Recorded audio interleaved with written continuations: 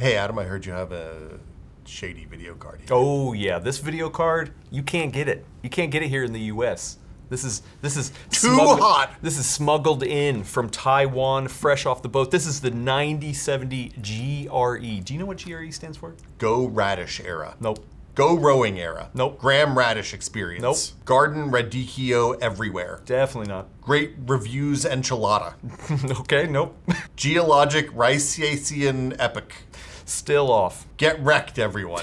You know what? Pretty close. No, Okay. it's the Great Radeon edition. Oh, okay. Is it great though? Well, you're gonna tell me, I bet. Let's see. Yeah, okay.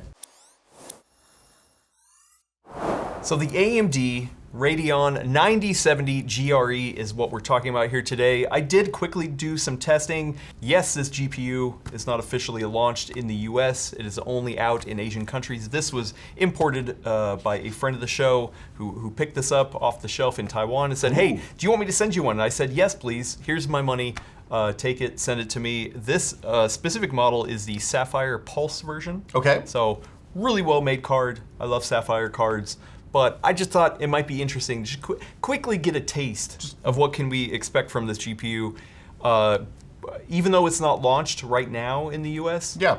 potentially it could be launched sometime in the future, just like its predecessor, which I have a PowerColor Red Devil here. This is the RX 7900 GRE. So this GPU should theoretically be replacing this GPU. And the last time they launched a GRE, initially it rolled out in Asia, and then a few months later it came to other markets. Yeah, right? I think it was about 6 months. I don't remember exactly, but it did end up getting released. So once again, I just wanted to do a quick little taste of what we could expect, when it comes out, but it is not out yet. And where does this slot into the lineup? Yeah, so this theoretically should slot in underneath the RX 9070 non-XT, but Okay. above the 9060 XT 16 gigabyte version. Oh, okay. So it's I was thinking it was going to be between the 9070 and the 9070 XT, but you're saying it's between the good 9060 and the slow 9070. Yeah, so this is the lowest. This is the lowest of the 9070s. Okay. Yeah, and once again, it should theoretically be replacing the 7900 GRE. So I did test it against all those cards we just mentioned, and then I did want to throw in one NVIDIA card to reference, and this right here is the Gigabyte Aero RTX 5070. So Okay. this is roughly where it slots in compared to the GRE. So these are 1440p, maybe 4K cards, and that's where this kind of price point, this SKU lives usually. Yeah, and so I did test these in 1080p and 1440p, but theoretically you could push up to 4K. Once again, I didn't want to sit and run a ton of tests just to get a little dabble of the testing. So let's get into the numbers before we kind of talk about where it slots in, because man, some of these numbers were very confusing on my test bed. If you want to see all the details of the test bed, go in the description. But let's start off with some AI generation tasks. Oh, I love AI image generation. Oh, I know you My love favorite. AI. It's the coolest new thing, and we've seen with these new launch of GPUs more AI acceleration. So let's start off with image generation, and in both Stable Diffusion versions that I'm testing here in Procyon, the uplift over the previous part is not as healthy as I would expected, but it really does slot in between that 9070 and that 9060 XT. So this is, I want to spend some time on this one, because this is, I think, one of the more interesting slides here. The fact that the last gen card, which doesn't include tensor cores, Exactly. is so performant compared to the current gen card, which does, really says something about the changes to the architecture between RDNA 4 and RDNA 5, and the configuration of the 7900 GRE versus the stripped down 9070 GRE. This is way rougher than I was expecting for this benchmark. Yeah, and for this specific test, a lot of this does come down to VRAM, and surprise, surprise, the 9070 GRE only has 12 gigs of GDDR6, where the 7900 GRE actually had 16 gigs. Well, so yeah, that is one of the things that is cut down over the previous version. The VRAM matters a lot more on some of the next AI tests. Yeah, let's talk move about to those. yeah, and here we go again. Wow. So here in Procyon, this is the text generation test. It has 4 different models, the largest being Llama 2, and you can see, wait, holy crap, that previous generation 7900 GRE blows the 9070 GRE out of the water. The rest of the results are fairly close, but it's still really weird to see the 7900 GRE beating the 9070 in all the tasks. So when we look at the chip configurations, and we weren't going to get too deep in this, but the 7900 GRE has 5120 shader units, 160 ROPs, 320 TMUs. The 9070 GRE has 3000, so it's like 2,000 less shader units, a 160 to 96 ROPs, and 320 to 192 TMUs. And then the CUs go from 80 to 48, and the RT cores go from 80 to 48. So that's why we're seeing these drop. That's why we're seeing this previous generation card competing so hard, is because there's more silicon for the 7900 than it is for the 9070. Yeah, which is really weird. But we got more testing to get to. What do we got? So let's look at Premiere Pro, which, I mean, once again, we're kind of seeing the similar results. But so really, I know all you want to see is gaming benchmarks. So yeah, these are gaming cards. Yeah, we have gaming benchmarks to show off. We're going to split it into two sections. One is going to be pure raster. Okay. One is going to be ray tracing. Once again, I tested it at both 1080p and 1440p, but the results are actually pretty similar in terms of like generational differences. And so let's start off on the raster side of things. We have Assassin's Creed Valhalla, both at 1080p and 1440p. And the situation is once again kind of similar. That 7900 GRE beats the 9070 GRE. The deltas look pretty much the same going from 1440p to 1080. And yeah, I'm surprised. I mean, these are raster, so I'd expect more TMUs, more shader units, more ROPs, more CUs. It makes sense that the 7900 is a better card here. Yeah, I mean, either way, it is pushing pretty high frame rates, so that's good. Let's move over to Call of Duty Black Ops 6, and we are seeing, actually, this one's a little bit different. The at 1080p, the 9070 GRE actually takes the win here, but at 1440p, it is neck and neck. The really interesting thing here for me is that the 9070 GRE is faster than the 5070 in both of these benchmarks. yeah. It's a real ringing endorsement for the 5070. Exactly, yeah. So let's move over to Cyberpunk. This one is with the Ultra preset, but no RT, no upscaling, no frame gen. These are pure farm-to-table pixels. This is pure raster. And here, once again, the 7900 GRE pulls ahead. And actually, is right in line with that 5070. Which is surprising. We'll see the ray tracing performance a little bit later, because I did run Cyberpunk in ray tracing as well. I expect the ray tracing story to be a lot different when we look at these two cards. Yeah. So a couple more raster to get through. Shadow of the Tomb Raider. God, we're seeing that same thing here. It's the same curve shape on all of these benchmark charts, which is really interesting. Okay, and the last one I have is Tom Clancy's Rainbow Six Siege X. I've had to rerun all of the benchmarks now that it is moved over to Siege. X. Boom. Sure, it's not 10? It is not 10. Okay. It is X. Who knows? I don't know. And we're kind of seeing a different picture with this one. The 9070 GRE pulls ahead at 1080p, but at 1440p, it's right neck and neck. So like we're seeing two kind of use case examples where either the 7900 GRE pulls ahead at both resolutions, or the 9070 GRE actually like beats it at 1080p, but falls in line at 1440p. So is this using FSR or DL?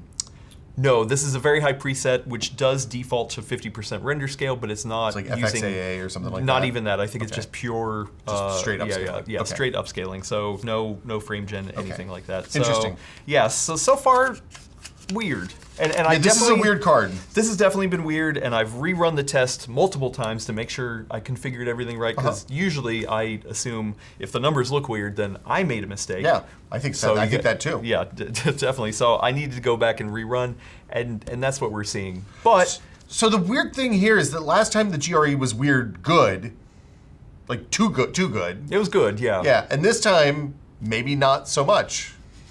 Yeah. I think I understand what's happening here, but let's save this for the end. So let's look next at the ray tracing benchmarks we have here. First up is Black Myth Wukong, and yes, this does heavily favor NVIDIA GPUs, but we can start to see, that 9070 GRE is pulling ahead from that 7900 GRE And that is specifically because we got tensor cores now. We have tensor cores, which help your ray tracing and help your FSR4. I don't think, does this have FSR4 in this version of the benchmark? Yeah, okay, this that's is, good. In this benchmark, no. Okay. It's not FSR4. It's just normal FSR. Okay. 3, or yeah, I can't remember which version it is. But now let's move over to Cyberpunk 2077, and once again we're seeing, okay, the 9070 GRE is a healthy upgrade over the 7900 GRE.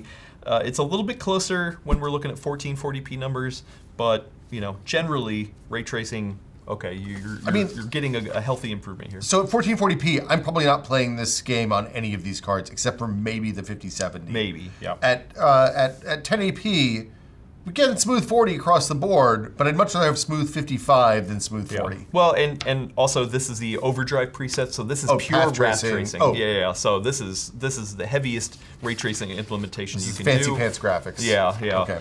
And I mean, so far on both of these tests, we can see a clear advantage for the NVIDIA GPU, which surprise, Makes surprise, sense. that's what they've heavily favored. But we switch over to F1 2024, which has a very light ray tracing implementation. And we're seeing kind of the similar results, here, even as well. At 1080p, it's neck and neck, but at 1440p, the 9070 GRE pulls ahead from that 7900 GRE. And either way, it is actually faster than that 5070 in this specific benchmark. That seems like a pretty good place to be. Yeah. And the very last test I have here for ray tracing is Returnal, and we call this more kind of like console level ray tracing implementation. Ignore the minimum frame rates because well, they count the lowest frame time. The slowest frame time. Literally the slowest one, and I have seen some weird performance things. Just TLDR, we're actually going to move away from Returnal in our benchmarking suite because there's been some problems, but I still wanted to run the numbers. And here is the only situation where the 7900 GRE actually once again beats the 9070 GRE, even though there is ray tracing in this benchmark. So this makes sense because we're not going to see tensor core. There's a little bit of tensor core, but the ray tracing is really light in this game. Yeah. And the extra compute in the 7900 GRE is going to run away over the kind of stripped down but more capable core. Yeah, so what we're seeing here is very, it had me very confused. It had me rerunning numbers. I'm not shook, okay, because I think I understand what's going on here, but so the first thing to look at is the generational performance over the 7900 GRE, and it's truly a mixed bag. In pure raster, the 9070 GRE is sometimes beating it, but for the most part not. Really, we see the uplift when it comes to ray tracing, which obviously makes sense because of RDNA 4, and yes, you get FSR4 goodness along with all that. But even in like AI tasks, which usually the RDNA 4 GPUs have been better at, it can't hold it because of that VRAM limitation. So once again, if we look at the specs, we can tell that this is very much a cut down version compared to generationally. Yeah. But in terms of the lineup of the 9000 series, I mean, it exists because the 9070 dies. Some of them fail qual for too many compute units in order to like sell at the 9070 tier. So they make an even more cut down version and they roll it out. And last gen they paired it with some really fast memory and stuff like that. So you ended up in a kind of sweet spot for performance and price. And this time it seems like either they're cutting down too much or they didn't put the fast enough memory or whatever happened. It doesn't seem like quite as good a deal as it did last time. Either way, if you just look at RX 9000 series, this does slot right there in between the 9070 non-XT and above the 9060 XT 16 gig version. So it makes sense. Like, they needed a GPU to slot in right there. This really makes sense.